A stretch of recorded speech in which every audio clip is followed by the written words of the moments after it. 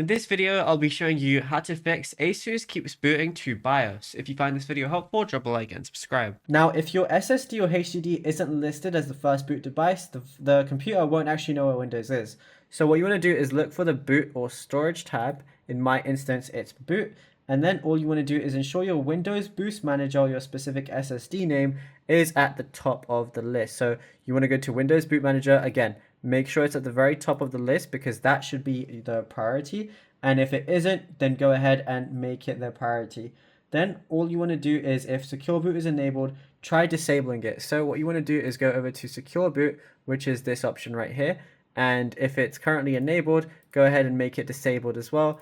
And that should definitely help too, if you want it to.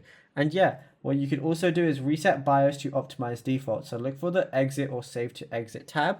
So I'm going to go to exit right here. Once you go to exit, what you can go ahead and do is load optimize defaults to see if that works too. Now, if you found this video helpful, be sure to drop a like and subscribe.